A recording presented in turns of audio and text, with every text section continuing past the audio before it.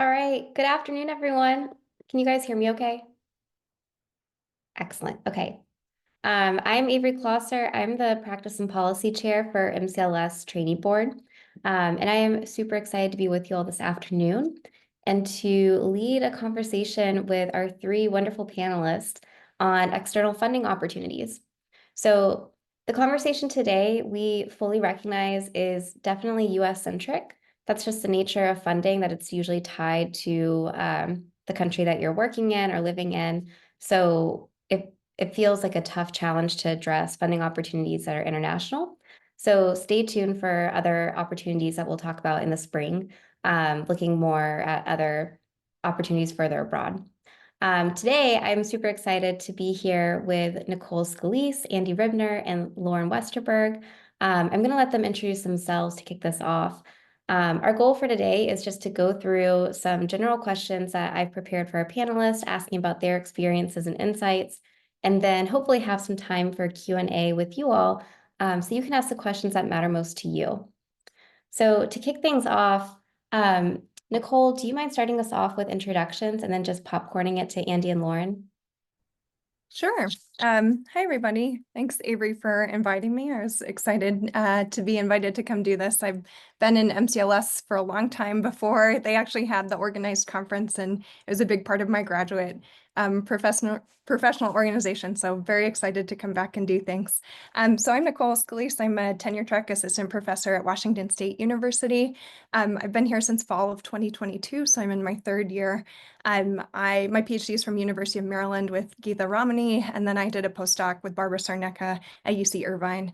And my research area of interest is just early mathematical development. I look at things like how skills develop over time, how interest in math develops over time, things about playful learning, and social interactions with teachers and parents. And I will pick on Andy next. Hi, everybody. I am Andy Ribner. It's been a long time since I've been at an MCLS trainee event, so I'm really happy to be here and be back, having been kind of in Avery's shoes a few years ago as one of the founders of the trainee board. So I've also been affiliated and associated with the trainee board and with MCLS for a while. I am a assistant professor at Chatham University, which is a very small college in Pittsburgh. I started here last January. I had my son last August, and so I didn't start in the fall semester. And so this is kind of my second semester, kind of my second year. And I'm also a research associate at the University of Pittsburgh, where I did my postdoc. I did my graduate training at NYU in applied psychology, did a postdoc that was about 4 years at University of Pittsburgh, and then I started this position. So I will throw it over to Lauren. Andy. Yeah, thanks so much for organizing this, Avery. I'm excited to be here. So I am a postdoctoral research associate in the Wisconsin Center for Education Research. So that's at the University of Wisconsin-Madison. I am fresh into this position. I just started in August and actually just wrapped up my PhD at Purdue in Human Development and Family Science. So I worked with David Purpura there. And I study kind of STEM skills broadly, but in like, I guess, 3 different realms that kind of overlap. So one of them being just like looking at cross-domain relations with STEM skills and other areas like executive functioning and language. I also look at like informal support. So how like families or the home learning environment plays a role in children's developing STEM knowledge and skills. And then lastly, a lot of my work is centered around measurement. So how we can evaluate existing measures and make them better, but then also how we can develop new measures to directly assess STEM skills, but then also measure those informal supports like the home learning environment. Awesome. Thank you three so much for being here today. I was super excited about this and immediately thought of the three of you when we talked about putting this panel together, just because you all have such a rich, impressive, and diverse array of experiences with external funding. I know as I'm in my first year as an assistant professor at the University of Florida. I did a postdoc, I did my graduate training, but I feel like learning about external funding has been an ongoing journey and one that is also sort of part of this hidden curriculum. So I would really love if we could just start by talking about what role has external funding played in your graduate training and your career so far? And can you all kind of help contextualize who should pursue funding opportunities and why is this important for early career researchers to think about? Andy, I'm going to pick on you first. All right, fine. Yeah, so it's a tough question. I mean, it seems like a really straightforward question, but is so specific to the institution, and so specific to the thing that you're studying. And obviously, there are so many different options that one can apply for. So for myself personally, I was funded my first few years on an IES predoctoral interdisciplinary training fellowship at NYU, which was not something that I applied for. It was a training center grant at the university. And there are kind of similar mechanisms across the various funding agencies that you may find yourself going into. You see a lot of advertisements for kind of T32 postdoc training fellowships. There's T31s, which are grad student training fellowships through NIH. There's the IES PERT training fellowships. And so I kind of happened into a training fellowship based on my research interests, which was kind of my introduction to that. From there, I kind of had my funding that was offered as a kind of my typical funding package that you get into, that's usually a TA ship or an RA ship that's funding your graduate training. Mine was superseded by this other training fellowship, which for me didn't actually make a ton of difference because we didn't have a teaching requirement. For some people, I know it means that it will, if you get a training fellowship or if you get a personal fellowship, let's say a graduate research fellowship program from NSF, that will supersede the need to teach at some institutions, not at others. Sometimes you'll be expected to teach either way, even if your funding is not connected to that. But so I did that, and then I got a postdoc fellowship. So that funded my first kind of 3 years of grad school, and then I was partially funded off the kind of the standard scholarship that goes to students for the 5 years that we had at NYU, with some summer funding from my PI's personal grants that he had for the lab. And then I got an F-32, which is an NRSA from NSF, for a 3-year period for my postdoc. So there I was applying for kind of my own personal fellowship that I did at the University of Pittsburgh. So I had 1 year funded off a grant that my PI had for my postdoc, and then 3 years off of a training fellowship from NIH.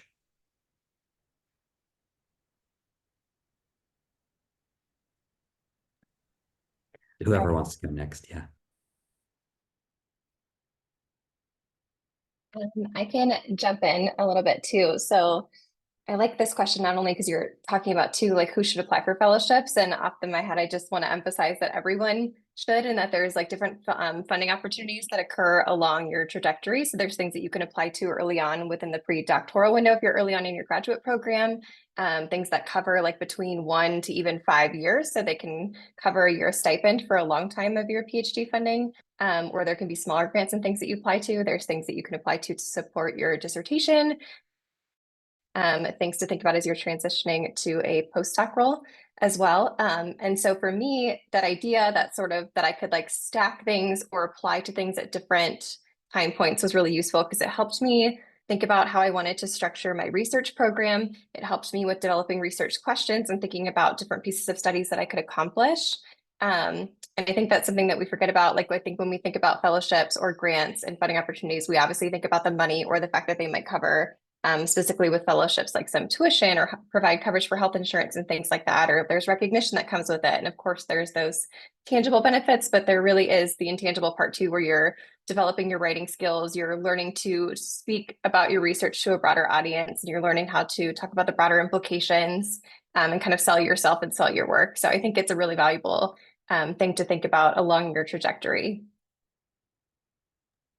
Yeah, I think Andy and Lauren mostly covered it, but I will jump in to echo Lauren's last point, which is when I thought back on what I gained from having funded fellowships as a graduate student and as a postdoc, it really is this intellectual freedom piece. So it allowed me to do the science that I wanted to do that was separate from who would have been paying me otherwise. So it allowed me as a postdoc in particular to propose my own study and go work at the university that I wanted to work with, at the person who I wanted to work with, who didn't actually have funding for me otherwise. So this was the way to make that happen.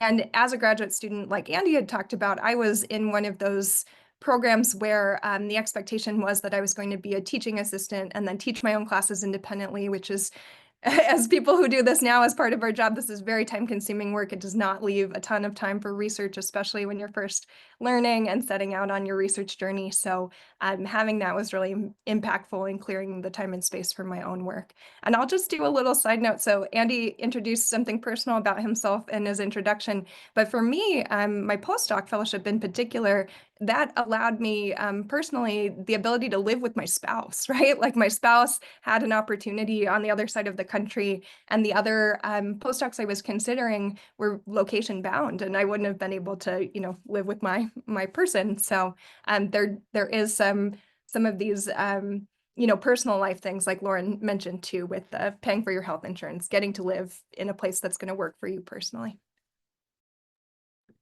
Yeah, I do want to just piggyback off what Nicole said about kind of organizing allowing the writing of a grant to be something that lets you do independent research. Beyond that, I think it really helps you think.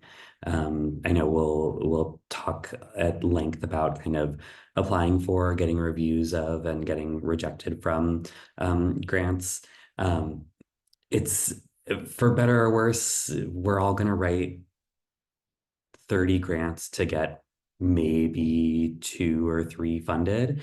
And so allowing that kind of writing and thinking to be what guides your work, in the same way that kind of writing your dissertation proposal helps you to really narrow in on a dissertation topic and organize your thoughts. Writing a grant can really help you think about the way that you want to conduct your research. I really appreciate you sharing that. It's also a nice way to get feedback on the work that you're doing. The dissertation process is so unique in how much feedback and support you have. And I feel like grants are another opportunity to get that feedback early on. I also really appreciate you all being vulnerable about how grants also provide you with more autonomy and freedom, not just financially and through autonomy with your research, but just to be able to live the life that you want and to give you a little bit more flexibility with that work-life balance. So thank you for sharing that. And we have been working on a document for everyone. This is a group effort, so it is on editing mode, so everybody's welcome to keep contributing to this. But I'm just going to go ahead and pop this in the chat of some external funding opportunities for pre-doc and postdoc researchers. Next, Andy, you mentioned a couple of things. Nicole, you mentioned the postdoc fellowship. Do you all mind just sharing what are some of your experiences with different grant programs? And who is that applicable to? Like whose ears should perk up at the mention of these programs? And Lauren, I'm going to start with you this time. Yeah, so mine will be obviously focused more so along kind of the PhD program timeline, because I am new into the postdoc role within months. So all of my funding experience is coming from my time as a PhD student that I can speak to. So I was supported as a PhD student through both internal fellowships and external. So I had like a internal fellowship that I came into Purdue on, which was great. And then because of that, I started thinking about other funding opportunities. So I applied for the National Science Foundation Graduate Research Fellowship Program in my second year.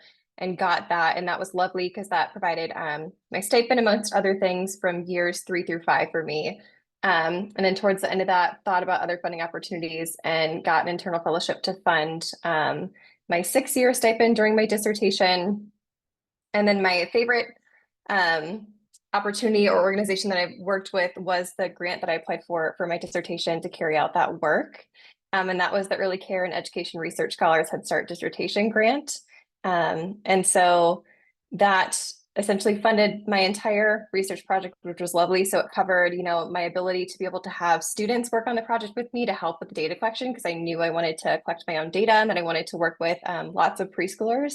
So I was able to fund RA time. I was able to fund mileage for folks to help me with data collection. I was able to fund, my participating families and teachers and all of those things. So that was really pivotal in terms of carrying out my dissertation work. And I just love the community focus with that one too. So you apply to that one with community partners. And so I applied for that funding with some program directors through Head Start, which was really neat. So they had a large role too in helping me develop not only the research question, but like study materials and components like that.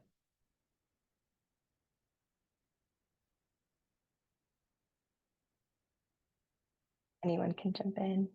Yeah, I can follow Lauren. So I jumped back. I was like, what is everything I've applied for? And as Andy said, been rejected from. But so I had an NSF GRFP like Lauren. I had applied in my first year in graduate school and got that and used the funding in years 3 through 5. And then my postdoctoral fellowship is also from the National Science Foundation. So that was the SBE. I saw on the list that there's the STEM Ed and the SBE. So I had the SBE, which has changed somewhat since I had it. And then like Lauren, I had something that was specific to my institution. So the college that I was in, not my department, but the college level had a dissertation award that helped provide materials costs and paying folks, paying mileage, that sort of stuff when I did my dissertation. I also, when I was at graduate school, I co-wrote foundation proposals. So I wrote one for Heising-Simons with Geetha and one for Spencer Foundation. Both of those were funded. We included funding for a graduate student, but since I was already covered, we just kind of paid undergraduates instead. But that was really great. And I think people, especially if maybe some of the eligibility requirements for the NSF aren't a good fit, but you are US based, the foundations that support early math learning, but learning about math in general could be useful to look at. I applied for and did not receive the SRCD dissertation fellowship, which is I think sort of small award, but very prestigious and can do a similar thing towards funding costs associated with the study. Yeah, so I am really old, and so in the time that I was applying for the GRFP, you could submit it twice. So I submitted that twice. They've since changed it. I applied for a Spencer Dissertation Fellowship. I applied for the SRCD Dissertation Fellowship. I applied for several others and got none of them. It is a process of kind of writing and refining. And I wrote an F-31 when I was in my, I think, 3rd year, which is an NRSA predoctoral fellowship, and also did not get that. So I think one of the things that I learned through all this is we are all, as math, cognition, and learning scholars, very much eligible for a lot of different types of research funding. So not just, I mean, I think the inclusion of foundations is really important. And that's something that I kind of did not think about as much as I was applying, other than kind of the big ones, the Spencer National Academy of Education.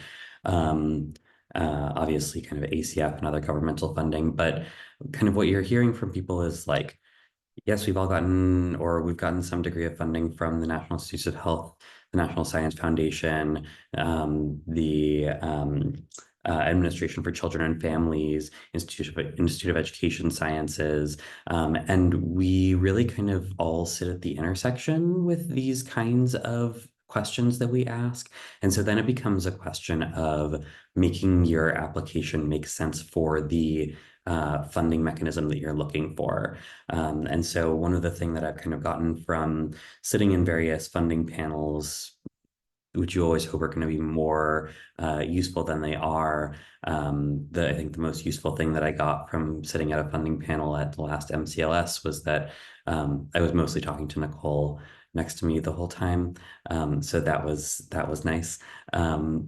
And I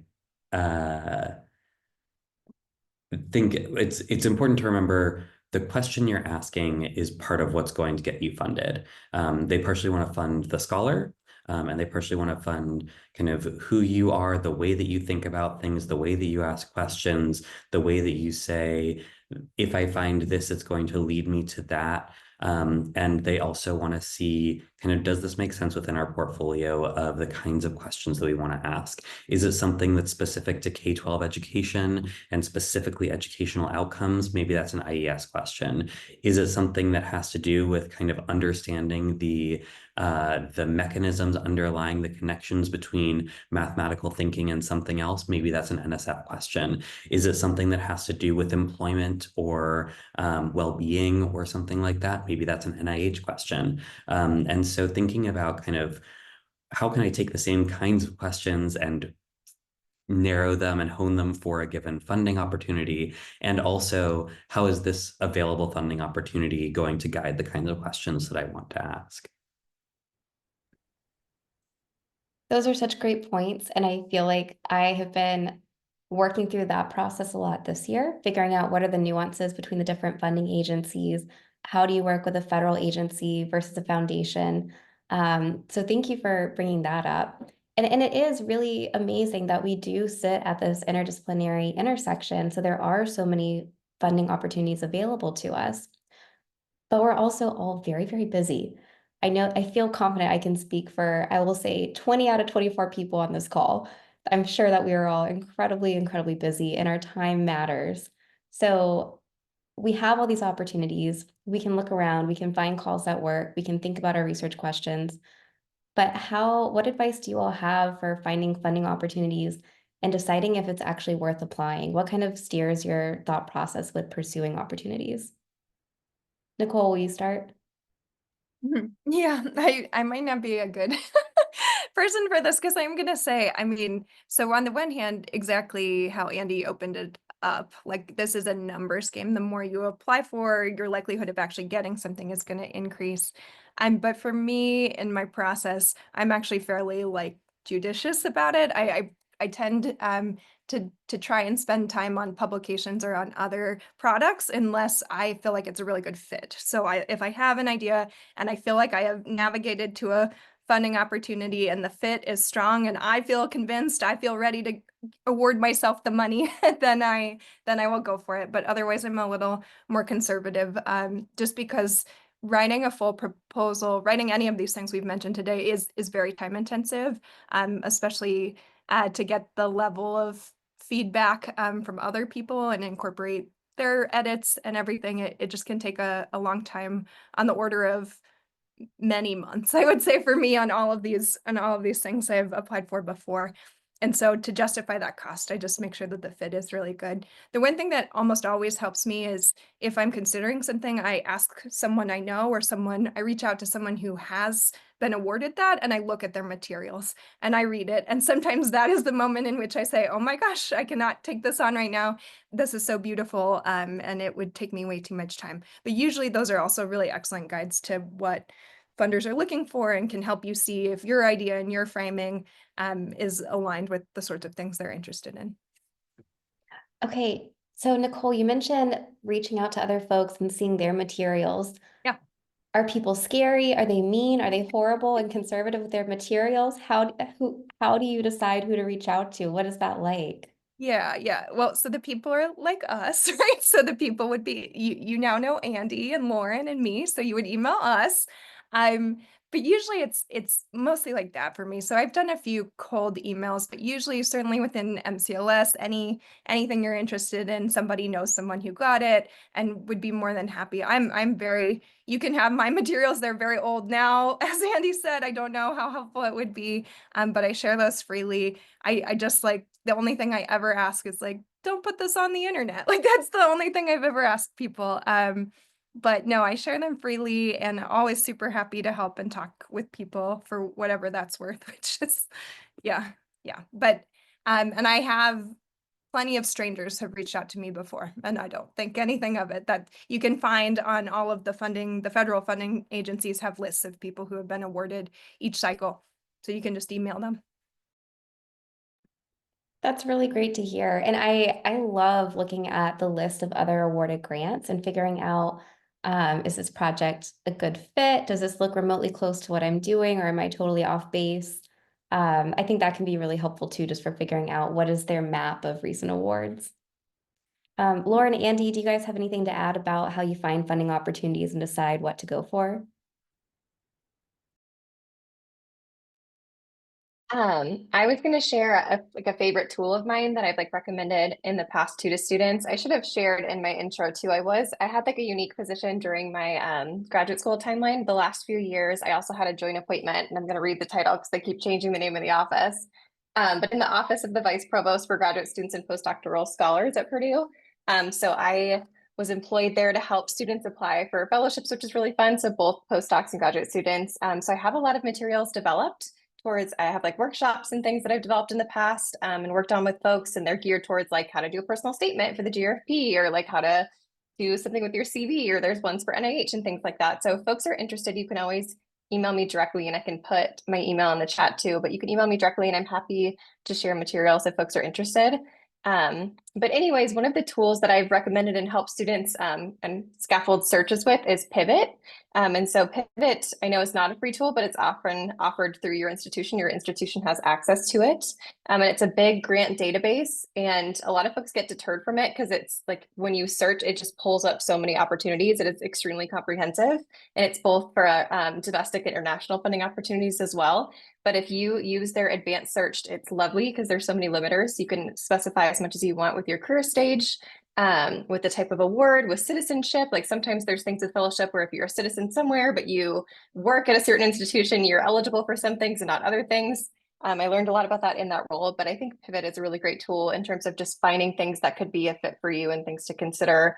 And it also lets you store anything you search for, or you can like turn on notifications to get updates for when they release things for like the new funding round and aspects like that. So definitely recommend that. Lauren, tell me, is this the right link? Yes. Okay, awesome. I didn't know Thank about you. that, so thank you for sharing. Really? Okay, cool. All right, Andy, what about you? Are you just firing off grant proposals every day? No, I mean, I think what Nicole said of it's going to take time, and you have to think about whether it's something that's worth taking your time with, particularly as a grad student.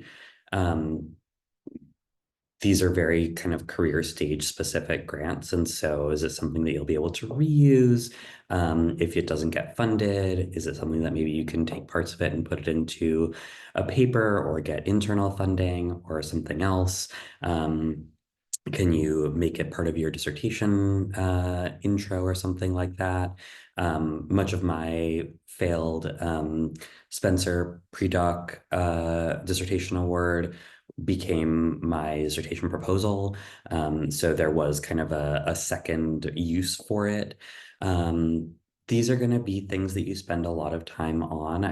When I first applied for the F-31, the NRSA, I spoke to somebody who had gotten it when he was in grad school. I got his materials, and his recommendation was, if you don't have at least 6 months, if you're not starting this at least 6 months before the deadline, you're too late.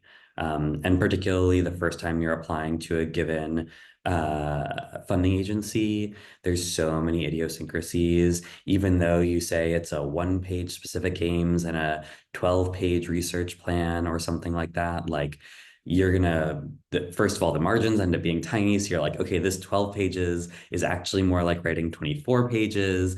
And also like, I wrote this and I'm going to rewrite it and I'm going to rewrite it and I'm going to have someone read it and then I'm going to edit it and then I'm going to revise it. So it takes time. And then there's all the ancillary pieces. There's the project summary and the project abstract and the current and pending support and the bio sketch and all these things that like really only take like 10-15 minutes to do. But once you put them all together and figure out what should it look like these take days to do. So not giving yourself like, oh, this is due in 2 months. I can totally get this done. Like, well, that's 2 months, not counting the fact that it needs to go through your Office of Sponsored Programs, which typically needs at least 10 days to 2 weeks, plus, getting agreements. And I mean, as we were on this call, I've gotten an email from for a grant that's going in next week from a Head Start agency I partnered with before that says, sorry, we don't have time right now. I would guess that 2 hours is probably not enough time, but you know, Nicole would say don't do it, but also it's only 2 hours. No, yeah, and I mean, one of the other things that I've heard that's really resonated with me is once you write a grant proposal, you keep revising that grant proposal until it gets funded. And so it needs to be something that you're excited about, that you would like to see the revision of funded 3 years from now, which means it's actually going to get funded 4 years from now, which means you're going to be doing this project 10 years from now. And so like these are serious pieces that you're not like, oh, I'm just going to run this one quick little thing. They're a lot of work. I completely agree with that. I've started trying to think about how do I discern what I'm really excited about and not. And it's like, oh, if we're going to spend so much time on the proposal, how much time am I willing to put into the actual project itself after the proposal if it were to get funded? I also really appreciate your attention to working through all the little idiosyncrasies and supplemental documents.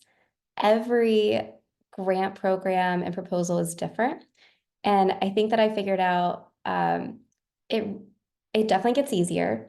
And I think a major advantage to starting to apply for these funding opportunities earlier is just kind of figuring out how do you get up on the horse? Like how do you put together a cohesive story? Lauren, you talked earlier about how this is a chance to figure out how to sell yourself. There's an element of being a salesman, especially it prepares you for job talks, it prepares you for looking for funding opportunities and collaborations. So getting that practice with writing is super helpful. But I'm figuring out now that every application portal is different. And even for NSF, they changed the login recently. So I went to go log in and do something different, and I had a half day derailed with just trying to get back into the system. So there definitely is an element of it will take longer than you think, just from a logistic standpoint. Not to turn anybody off, but just saying like that I totally agree that you've got to budget enough time to be on the safe side.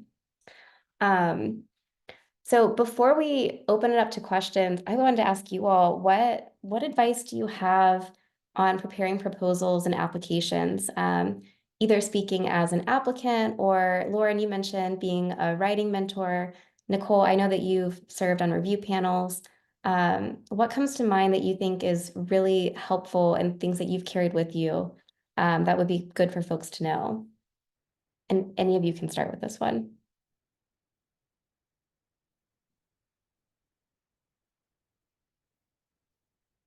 And I know it's a big question.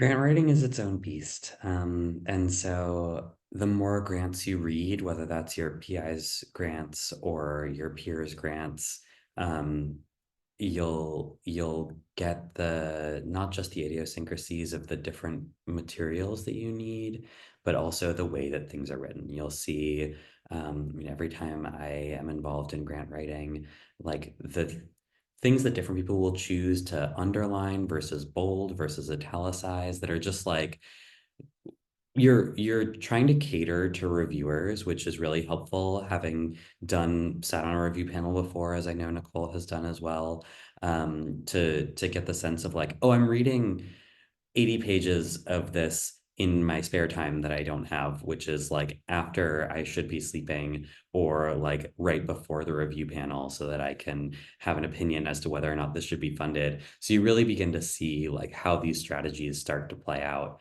of like what you've chosen to highlight where. And I mean that quite literally, like we're about to submit this grant and like at one point we just underline and bold we hypothesize because we know that at some point someone's going to be like what's their hypothesis, and just having like this is a really boring thing that everyone has but it's going to draw your eyes. And so the more you can read, the more prepared you're going to be. And the more you write and the more feedback you get from other people. I don't love having my work read by other people, and I also don't love starting things early. I'm very much a last minute person. For anyone who's worked with me or spoken to anybody who's worked with me, they are very aware of that.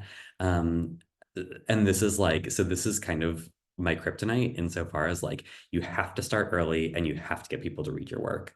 And if you're not willing to do those things, it's unlikely that you're going to get funded because you need multiple rounds of feedback from multiple people, from people you're not prepared to reach out to. Oftentimes your grants office will say, we have mock reviewers. We're not going to tell you who they are, but if you send this to us with enough time, we can get this sent out, whether that's kind of an ad hoc panel or other faculty. And it's worth getting that feedback. Send it to people you know, send it to people who've gotten it before, and ask for feedback. And people will have different pieces of advice. And that's the advantage also of not just reading like your PI's funded grants, but also other people's grants and also people's unfunded grants. And just because something wasn't funded doesn't mean that it wasn't a good idea. So much of it has to do with the specifics of a review panel. Having a review panel that's made up of people who all study special education. When you write something that is about preschool education, they're going to say, this doesn't make sense to me. This doesn't matter to me. You send the same proposal to the same panel next year. It's a totally different makeup of people. And they're going to say, oh, this makes perfect sense. We're going to score this much better. So it is, I mean, like, just as reviewing papers is a subjective process, reviewing grants is a subjective process, and don't take an unfunded proposal as an indictment on your work. It's a really solid note to end on. Nice job. Yeah, I really like those points, and related to something that you just kind of ended talking about with too is just that you don't necessarily know the types of folks that are going to be reviewing the application materials that you submit. So you can, it depends on where you're applying to or what you're applying for, but you can kind of be under the general assumption that they'll be in a related bubble or that they'll be within the field or they'll understand what you do in some capacity, but just be careful with the language you use, and jargon and things like that. And don't assume that they're going to study the exact niche thing that you study, but they'll be in like the realm of understanding. So yeah, be sure you know how to tailor your language and talk about your work to a broader audience. And one of the things that can help with that is just having people, like the idea of having lots of people read your materials, also have people that are like very closely related to you or like within your same lab or department or whatever it is, read what you're submitting, but then also having people outside, and seeing if it's understandable to them enough is a good idea. So having a mix of folks review your work.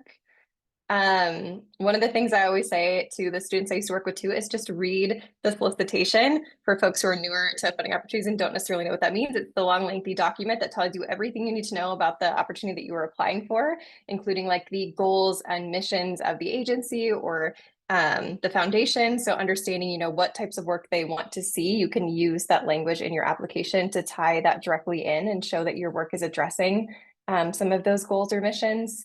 It tells you about like important deadlines. Sometimes there's rolling deadlines for things. It tells you about, you know, like all the specifics of things that you should know. So definitely read that. And then just give yourself enough time, like adequate time. Obviously, there's never enough time for anything, but as much time as you can, start thinking about things early. Yeah, and I'll just say, yeah, I agree with everything everyone said. I remember when I did my NSF GRFP, I was new to graduate school, so I had my advisor read it and another faculty member whose class I was in, but I also sent it to my old bosses who kind of did work in STEM education, and they tore it apart, and it was awesome. That was like some of the most helpful feedback I got, because as Lauren said, they were close to the bubble, but they weren't speaking the everyday language that I was in my lab, and so it was really useful feedback.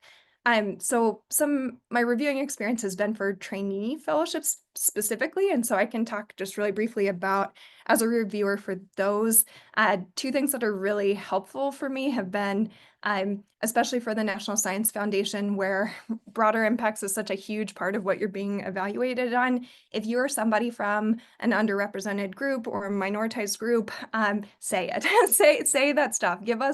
Talk about yourself in ways that probably feel uncomfortable. I was a first generation college student. Writing about that has always made me squeamish, but that is part of what folks are looking for. And if you're not an underrepresented person in science, talk about how you plan to support those who are, right? That is usually a big part of what the criteria are looking for, which, as Lauren said, is listed out in those lengthy, long details of the instructions. And finally, one thing that really helps reviewers when they're reviewing a lot of different really, really qualified trainee fellowship applications is when you can get really explicit, like I have X papers under review, or I have presented X posters at conferences, and I did this study, you know, XYZ, like giving those numbers to hang on. I see that coming up a lot in the discussions on the candidates who are considering funding. We talk about that and we point to that to say, even if it's not published yet, it's still a work in progress. We say, yes, this many. It's a way to kind of capture in a common metric some of the very hard work you've been doing. And I think people who weren't earlier on might feel self-conscious or embarrassed about listing that, but it is actually I've only found it to be very helpful as a reviewer. That is also such a great point. I feel like being comfortable with writing down your own achievements is so difficult to get past, but it really is so critical. And some grants are really looking to fund a project, but a lot of pre-doctoral, especially fellowships, are really looking to invest in you as an early career researcher. So being able to have those, I think you call them hanging points, it really is so nice just to be able to call that out and help people quantify what you've done so far, not because that's all there is to you, but just to show what your potential based on what you've done already. It just makes it a little bit easier for the reviewers.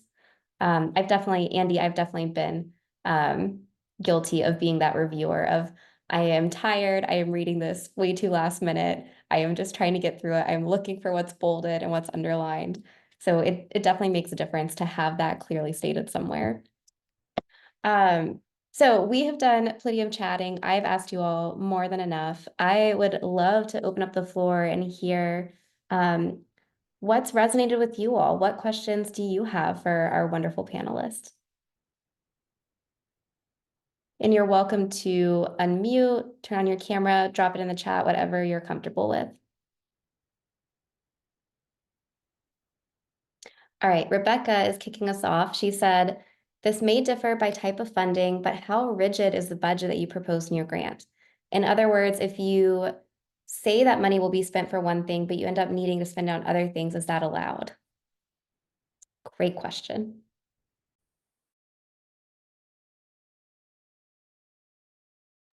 I can say for my NSF SPRF, it was very flexible. In fact, I am like very skeptical of how that how that worked out. So basically, that one I had funding for my stipend and health insurance, and I was a postdoc, so I didn't have tuition funds. But then I just had a lump sum that I had proposed as a project budget, and the NSF just like gave me that money to my personal bank account, which still to this day makes me feel incredibly uncomfortable that they were just like, here you go, and never asked for receipts. I, of course, took meticulous notes, and I am ready when they want to audit me, I am ready for it. But I felt comfortable making adaptations based on like kind of similar category, basically. So if I had proposed incentives for families and then switched to a school-based model, like then I would pay schools instead. Like I would substitute pretty freely within that. But I'm not sure what Andy's experience was with his funding.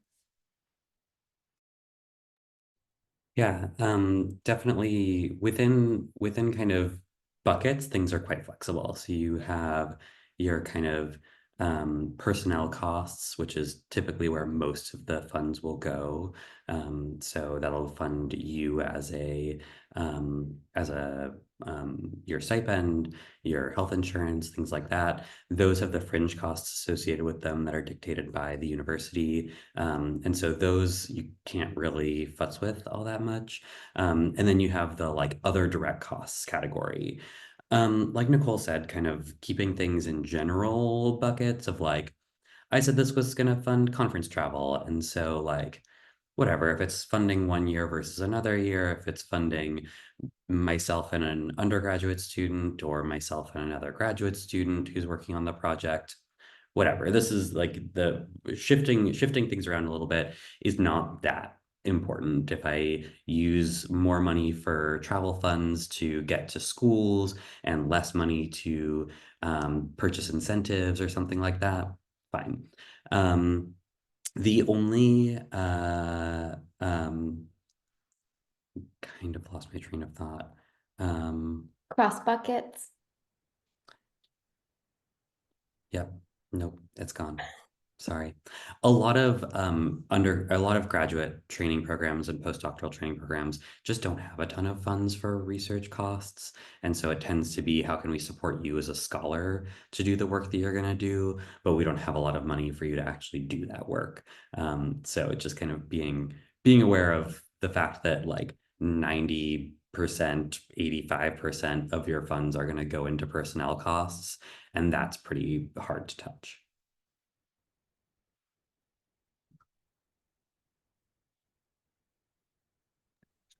Lauren, do you have anything to add? I was also thinking about the difference between grants that are awarded versus gifts that are given. And I wasn't sure if how Head Start was structured or if you've had any experience with this. Could you say more about gifts in particular? So some agencies, like the Gates Foundation, they will work with you on a budget beforehand, but then they award the money up front, and it's much more flexible in terms of how you can spend the money. I completely agree with Andy, like you should be as close as you can to the budget. If there are going to be any discrepancies, like doing it between buckets, but especially for some smaller grants, it may be more like a gift. Or Nicole, I am kind of amazed that a check to your checking account. Fantastic. So what was Head Start Terrifying, like for terrifying. you? Yeah, so the biggest thing was just that I couldn't pull essentially from my two different buckets. So anything beyond participant support costs, like if I wanted to make decisions and change things along the way, whether that be for hours for graduate or undergraduate research assistants, or if I needed to increase mileage because we were traveling further than we expected, I didn't have to submit like a rebudget request for any of that or a revision. I actually just went through the process where I just had to do kind of a rebudget revision because I did need to pull from my participant support cost bucket because I didn't collect all of the data I thought I would collect just in terms of being funded off of that grant. I was actually able to mix with another project that was ongoing at Purdue at the time. So I used some of that sample. So I had leftover funds that I didn't just want to sit. So I was able to do that revision request and then use those funds. I had developed a measure in my dissertation. So I was able to get the measure translated into Spanish, and I wanted to be able to fund that. But it just depends. It's different grant to grant in terms of like what things you'd have to do a formal rebudget revision versus like the flexible that you can just kind of pull and change things, obviously within reason, and that is ethical. I would say the one thing that this is what I was going to say earlier that I totally forgot about. The one thing that really matters is that it makes internal sense, right? That you say that you're going to run 500 participants. 500 is a lot of participants, and that you budget for 500 participants. You don't want people to read through the grant and then get to like, wait a second, they said they were going to collect 300 kids worth of data in 4 different states, and it doesn't have any travel funds affiliated with this. Like making sure that it makes sense, making sure that you're able to do the project on the basis of the funds that you've allocated and not trying to overreach that. And that's true also for like, you want to say that your grant is going to do phenomenal things for the world, but don't say that you're going to change the world entirely, and that like this one $2,500 grant is going to be the thing that gets you through grad school, because they don't want to see that you're overreaching either. It needs to be something that's doable, and that it's doable with those funds, or that you've justified it elsewhere. If you say in your facilities form, I have access to 10 iPads, then they're going to say, then no one's going to ask, well, why didn't you budget for iPads if all of your data collection's on iPads? And I think we can go ahead and take another question in the chat. I just wanted to go ahead and add to this. Budgeting is so difficult, and it's not something that you are expected to know. I feel like with every proposal that I've written, I have worked really closely with the other folks who are on the proposal. I've worked closely with folks in my department or pre-awards, anyone who can help me make sure the numbers are correct and give advice for how to structure the numbers, help figure out what does make sense. And a lot of this is also institution-based. So as you finish grad school and you move into a postdoc or move from postdoc to faculty, what you know and the numbers, like calculating for healthcare, fringe benefits, that can also change across institutions. So I've always been intimidated by budgets and just wanted to share that nobody expects you to know everything or to be able to put together the entire spreadsheet by yourself. There are folks to help with that, thank goodness. All right, so any other questions?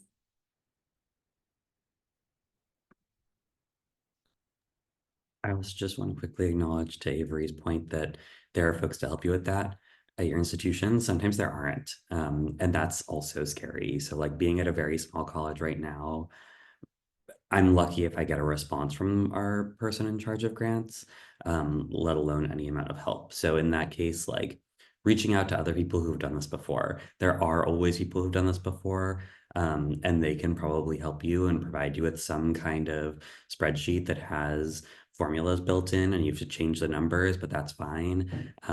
Like use your peer network also.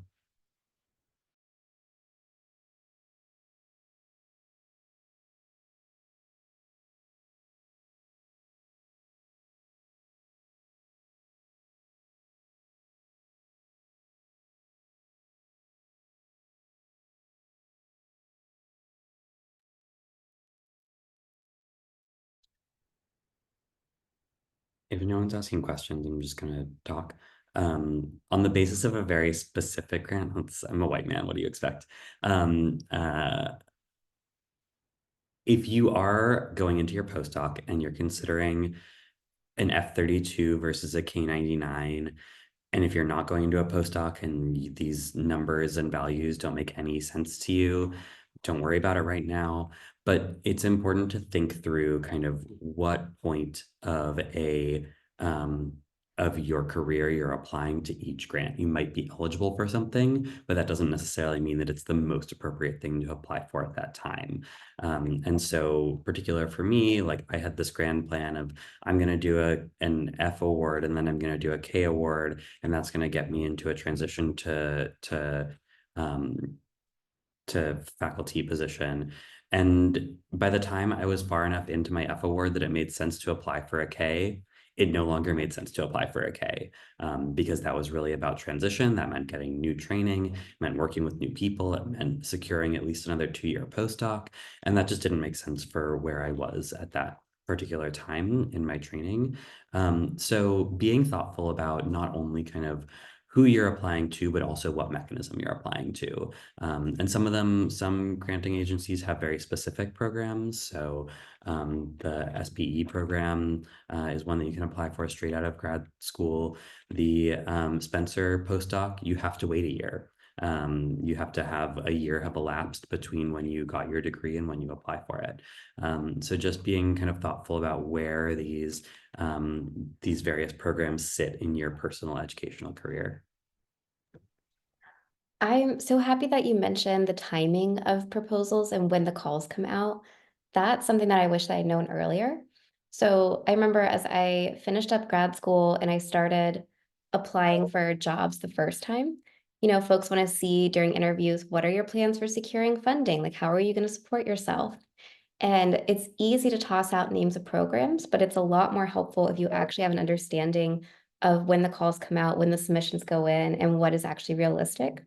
So one thing that I wish I'd done was start to pay attention to what these grant lines that I may be interested in applying, when they come out and what that timeline actually looks like. So getting a feel for my work, IES grants are great. NSF, ECR core grants are great. Those are both happening in the fall. So if I'm not paying attention, there's no way I can apply to one, let alone two, when it's right at the start of the school year. So I wish that I had started keeping tabs on how these programs happen in a cyclical nature, just to kind of have it on my radar for planning, even if I knew it'd be a couple years down the road from there.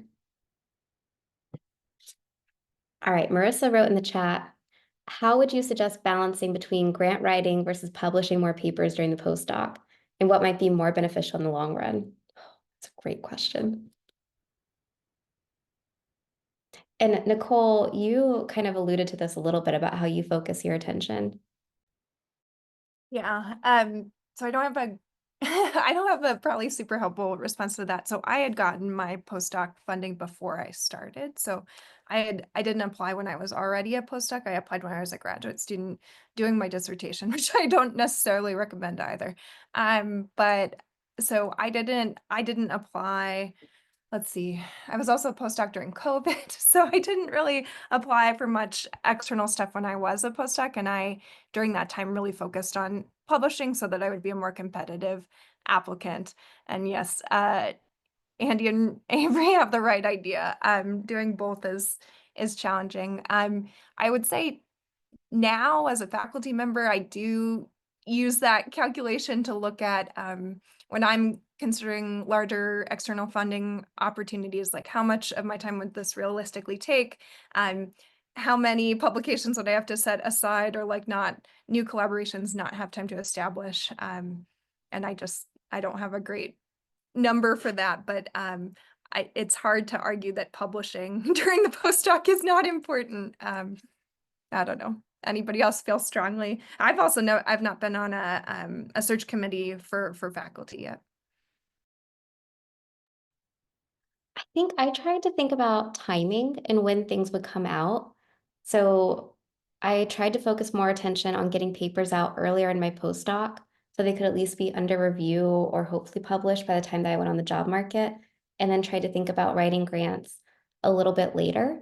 That I think helped steered my focus. I feel like I have not done a great job with keeping up with writing manuscripts since I got a grant. So it does feel really difficult to balance that. But I love Andy's suggestion of find really good friends with whom you can write both and spread the wealth. I think that the stress that comes with writing both has made such a big difference to me. Whenever I'm working with really great people that I respect and enjoy being around and talking to and bouncing ideas off each other, it makes the workload feel just so much more enjoyable. It makes the project enjoyable. And I wish that I had started leaning into that a lot sooner too. Yeah, science is not meant to be solitary. We should all be writing more with friends, even if it's something that you're writing separate things. But I've found that that is a huge, yes, a lot. You should spend a lot of time both working on grant writing and publications. I think to some degree it's kind of a, once you have a certain number of publications, a search committee is going to say, all right, we see that you can write. And then proving that you can secure external funding becomes really important. There's no magic number to that. But if you're kind of what are the marginal additions of getting your 12th publication when you have 11, or your 36th publication when you have 35, and is that better than going from 0 grants to 1 grant, or from 1 grant to 2 grants? So kind of thinking that through, and then yeah, meeting people, talking to people, establishing friendships with friends who have or professional collaborations and colleagues. I think it's more fun to work with friends than professional colleagues, but whatever. With whom you can write. That's been an enormous thing for me, having gotten foundation grants and applying to federal grants and writing papers with my friends has made it all a lot easier, and has made it all a lot more fun, and has made it all feel like a lot less work, because we're able to kind of split things. There are certain grants that you can only apply for by yourself, like a career award, and some fellowship grants. And then there are a lot of grants that you can have PI teams, and then it really benefits you to have a PI team, because they don't want to see you say, I know everything. They want to see you say, I put together a team who can do this with the best knowledge out there. Well, we are at the top of the hour, so I just wanted to quickly summarize a couple key points. I think we've covered that applying for grants can definitely be time consuming, and planning is a really huge piece of the process. But we are incredibly lucky to be at this intersection of math, cognition, and learning. There's so many funding opportunities available, and help with finding those opportunities and how to pursue them. We are in such a great community. And I really think that in my experience and from what our panelists have said, grant writing is actually a very supportive, collaborative community. I think that folks generally cheer for each other. It's not a zero-sum game. It's very much a like, we just want other people in the field to get funded, whether it's me or you, let's share our materials. So if you all have more questions, please reach out to any of us. Let us know how we can help you. Let us know if there are any other topics related to this that you'd like to hear about in the future. And let's just thank our panelists one more time. Thank you all so much for taking the time to be here and share your insights and your experience. I really enjoyed this hour, and I hope you all have too. I hope you have a wonderful afternoon. Thank you guys so much for joining us.